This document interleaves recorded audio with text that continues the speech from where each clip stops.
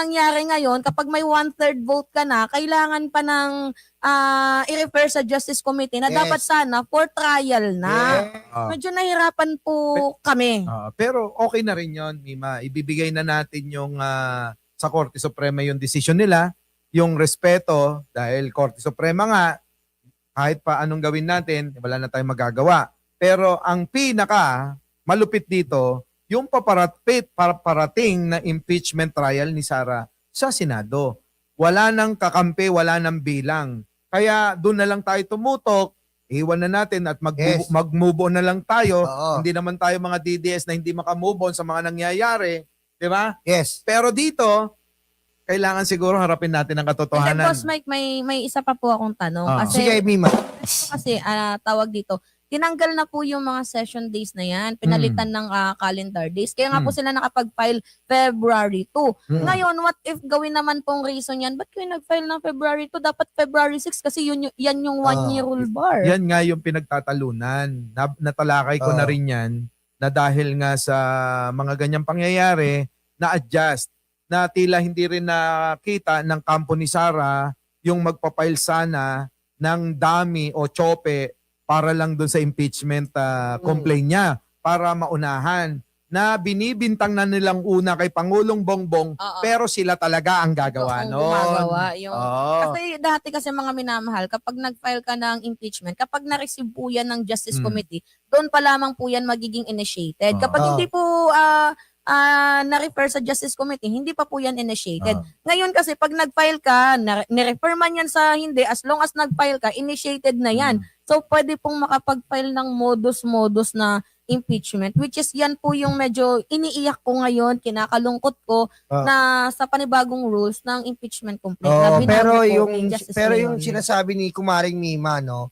Bali, Mima, ang nangyari daw dyan, na parod natin ng mga political analysts, bali, ang sinundan nila, hindi na talaga yung February 6.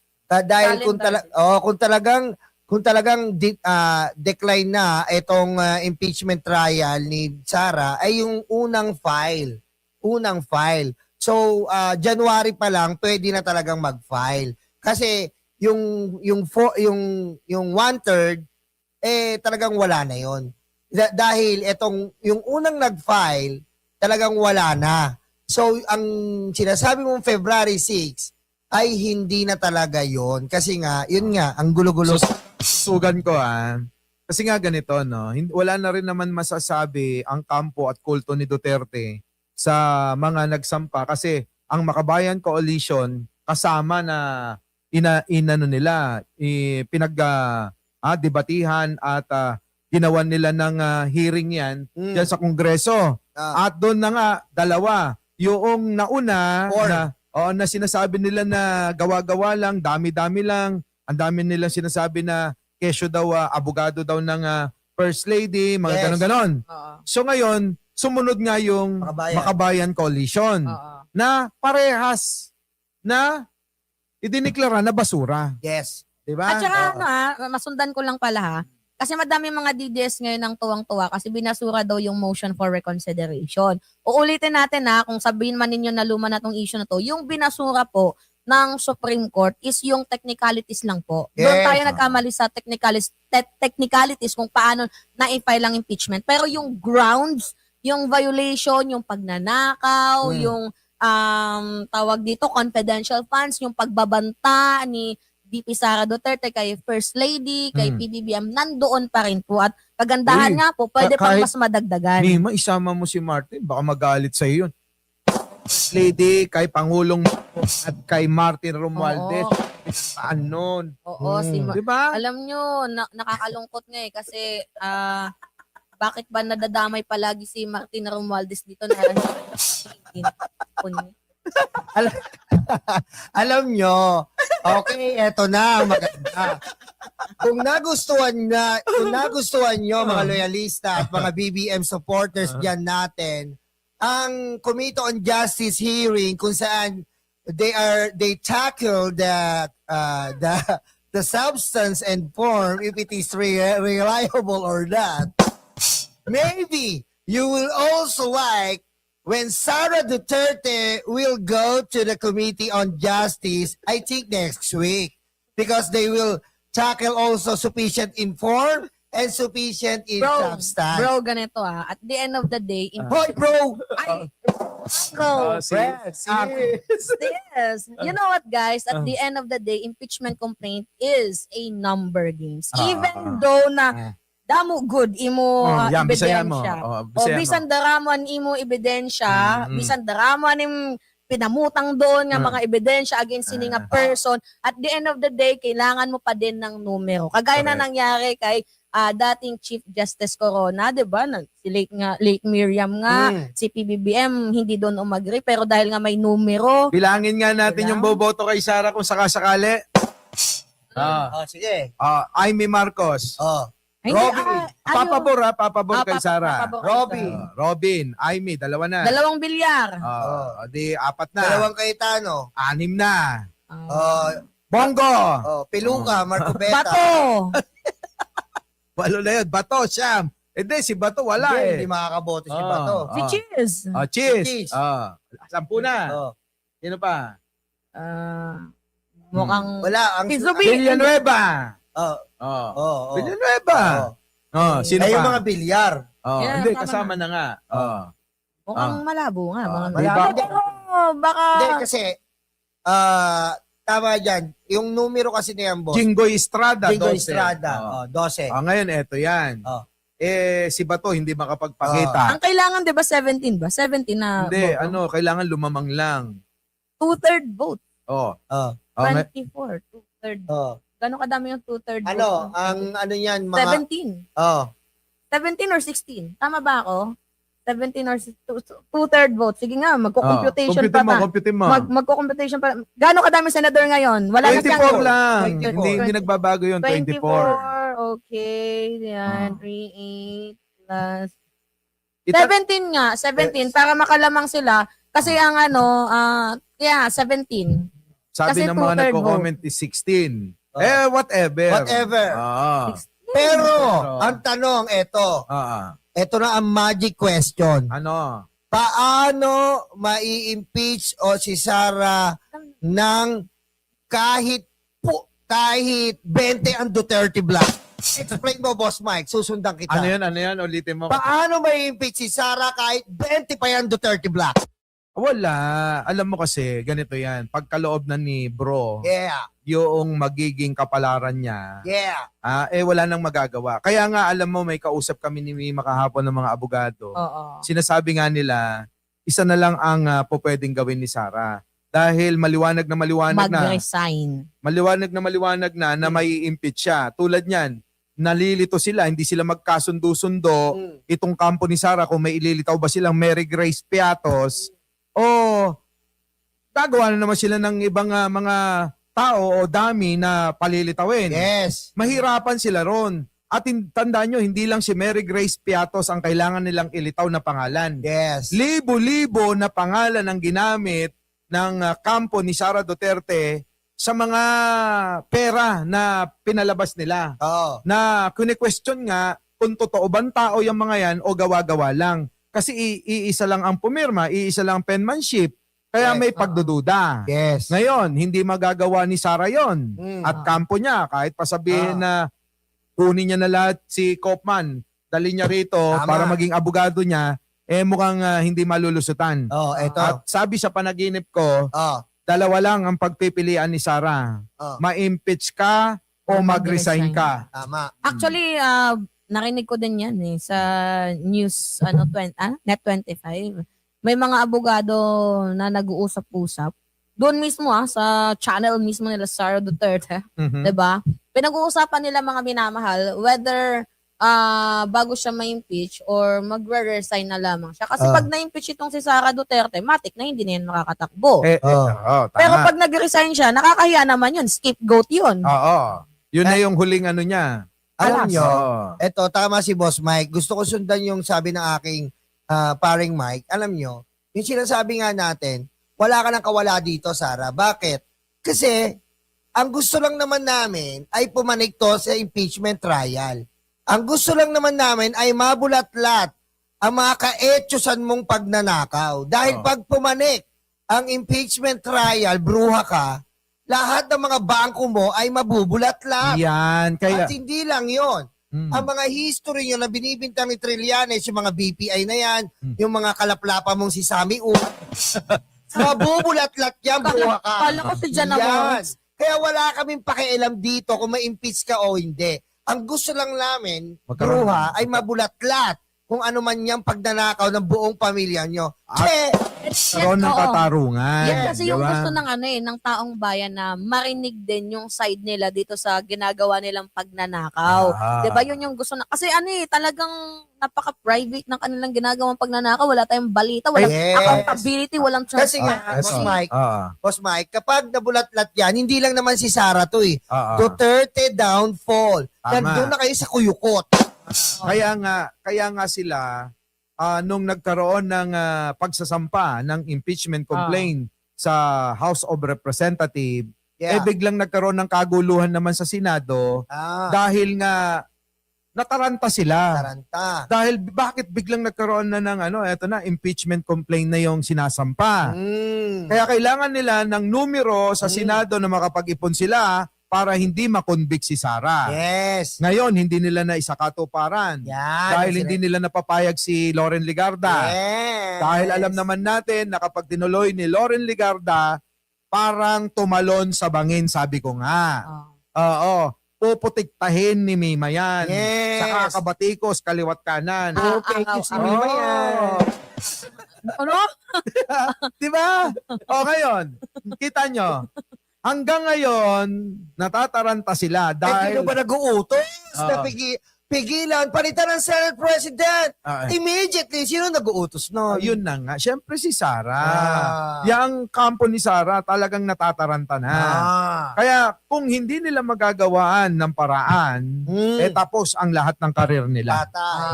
Ah. Kasi alam mo, Boss Mike, kung titignan mo lang Mima, kung titignan mo lang, kasi ang isang tao, naka-broadcast ang hearing, makikita mo doon sila ang mga Duterte kumukuha ng drug money, Yan. kumukuha ng pogo, lalabas pa si Ramil Madriaga, Yan. Titis Tigo, Mm. papakita yung iPhone 10 niya na nandun lahat ng video na Ah. picture ng katarantaduan ng mga Duterte.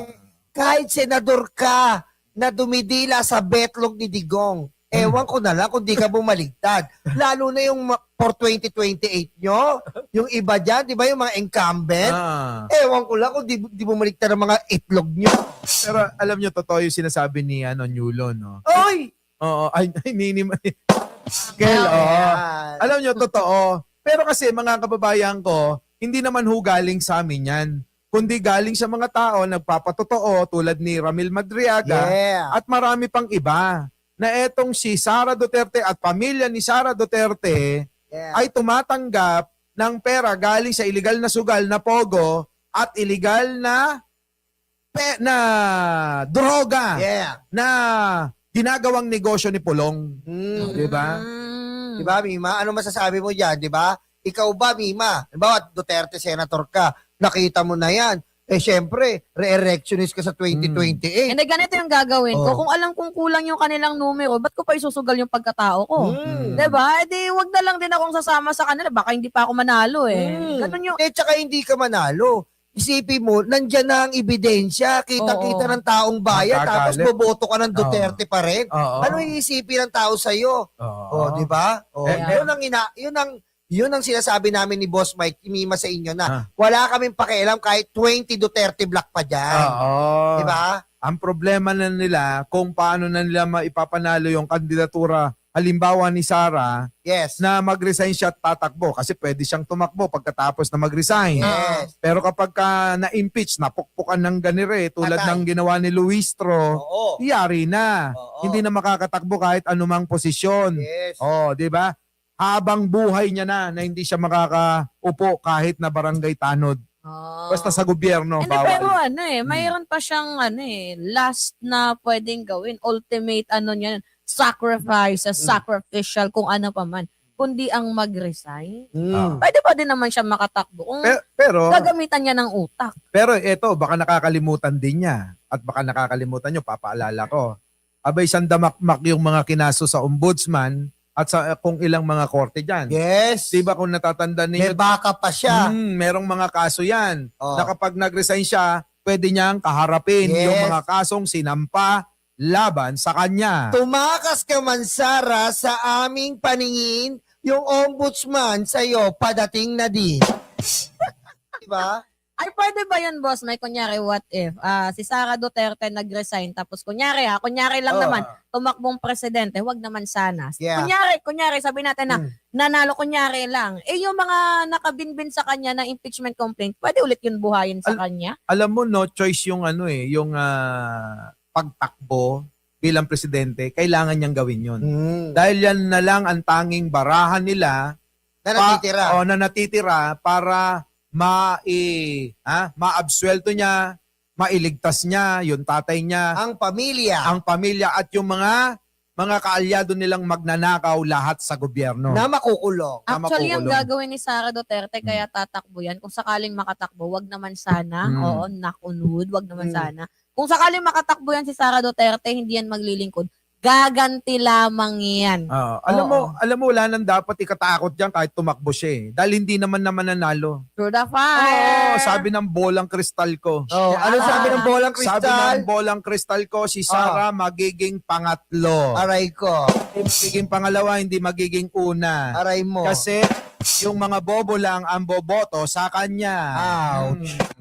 Actually, mga minamahal, madami pa namang nauutos si Sara Duterte ngayon. Ha? Mm. May influence pa din naman si Sara Duterte. Hindi ko sinasabing threat. Itong Ah. si Sara Duterte. Pero ngayon pa lamang, hindi pa nga election, naglilibot-libot na sila. So, Oy, teka muna. Speaking, puputulin mo na kita sa naglilibot-libot. Oh. Baka merong nag-offer na rin sa'yo ng 300,000. Ay, no, balita Oy, nga yan, no? oy, Balita. May nag-offer na sa akin, 300,000. 70 lang sa akin. Pumaliktad lang. Baka Saan naman, magkano sa'yo? Boss Mike, 70. baka naman. Alam nyo guys, may nag-offer sa akin 70K. Hmm. Tapos, pre-condominium. Pero hindi mapupunta sa yung condo ha. Doon ka lang, patitirahan ka lang. patitirahin ka lang doon. Ah. Nakausap ko siya sa Okada at pinakita ko naman sa inyo kung sino yon. Oh. Yung umausap sa akin. Oh. So, ang offer is 70,000 Oh. Sa akin, per 300. month. Tapos, Hindi pre-condominium. Tapos, meron ka pang Pinuno allowance. ka kasi. So, ngayon, mga minamahal, sabi ko nga sa inyo, hindi po nabibili yung prinsipyo ni Mima. So, yung idamay mo kaming dalawa. Ilawin mo kami. hindi nabibili yung prinsipyo naming tatlo. Pakita niyo mukha namin tatlo. Ah. Guys, ito ha, hindi nabibili yung prinsipyo naming tatlo kahit gaano pa man kalaki yung offer sa amin ng kabila, hindi kami papayag dahil mahal namin ang taong bayan at syempre sinisave namin yung future namin para sa mga magnanakaw. 'Di ba kasi pag Hindi. yan Tama, manalo tama. yan 'di ba? Ang pinaglalaban natin, liwanagin ko at susugan ko. Tama naman si Mima, medyo kulang lang at dadagdagan ko. Ang pinaglalaban po natin dito yung kinabukasan ng mga magiging anak natin at Oo. magiging apo. Yes. Salin lahi. Oo. Kung kami, tatlo, siguro sapat na yung natatanggap ni Mima at saka ni Nyulo sa YouTube. Si Viva nakahalo ka agad, naka-snap mo. Nag-aabang, Boss Mike. Hinaabangan na. Hinaabangan. Ay, walang ganon. Wala ganun. Walang- Sa YouTube, ang laki ng makita nito eh. 20K okay na ako dun sa Pag nakita niyo yung mga alas nito, mga kababayan, Ay, yan na si Nyulo. Ang alas namin ay brought to you by Kilo- Ma'am Jen for makeup and Boss Mike for the Diba? Oh. alahas. Oh. Kilo-kilo yan, mga kababayan. Pero eto dito, puntan natin. Ito ang sinasabi ko na ang nasa na ba tayo? Nawala Offer. tuloy. Yung Offer. offer. Alam nyo mga kababayan, mas mahalaga po yung ating prinsipyo, yung pong laman ng puso at konsensya. Sabi ko, hindi naman tayo mga kababayan Naghihirap, naghihika. At saka, minsan tao lang tayo, natutukso tayo, di ba? Pero mga kababayan ko, mas nauuna yung kapakanan ng bayan. At kung hindi natin gusto yung mga lumalapit na mga nagpo-promote, lalong-lalo na kapag kalaban ni Pangulong Bongbong, tinatanggihan Isa natin pa, yan. Boss Mike, madagdag ko lang. Hindi ko din naman alam kung paano ko ipagtanggol si Digong. Kung sakaling kunin ko yung offer, paano ko ipagtatanggol yung taong yun? Unang-unang mamamatay tao.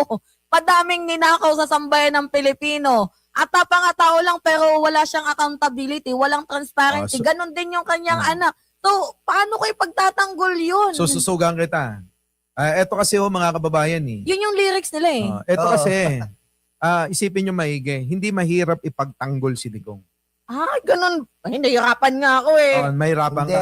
Hindi mahirap. Hindi mahirap. Tignan mo, bakit Boss Ako. Mike, sabihin mo? Bakit? Tingnan mo naman yung mga naniniwala.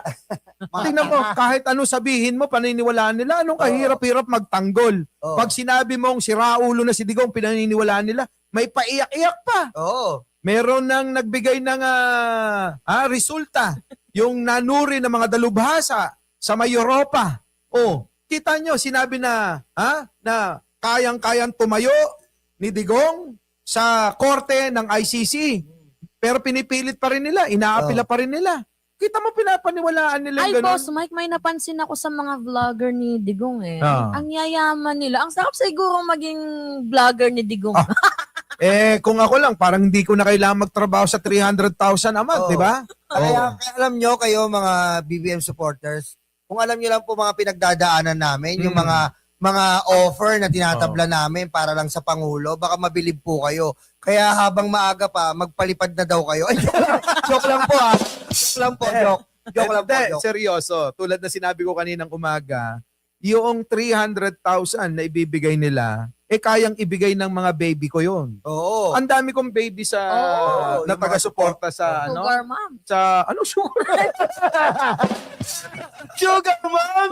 Uy, baby, yung mga baby ko, di ba? Oo, ako, ako din. Oh. Nandyan yung mga karayuma ko, yung mga kulubot ang muka. Ah. Mahal na mahal ko yan, papalaminate ko yan, bibenta ko pa kay Boss Toyo. Di ba? Diba, si Mima may mga minamahal, di ba? Oo. Siguro tawagin mo silang Papa Balls, gano'n. Ay, para sa mga gusto lang naman. Hindi, nandiyan ako sa akin. Sino ba yung nandiyan para sa kanya? Hoy! Hoy! Ano pangalan? Magno? Ganon, Vision. hindi ako Vision. pumapatol sa ano Hindi, totoo, no?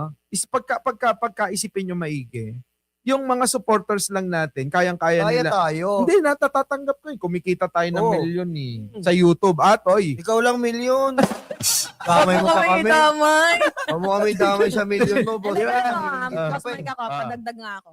Alam nyo, mga minamahal, okay na ako na nagbababuyan kami dati, yung nagtatanim ako ng palay. Okay na sa akin yun, yung nangingisda kami, yung umuhuli kami ng shells, nabubuhay naman kami At least yung prinsipyo namin, hindi po nababayaran.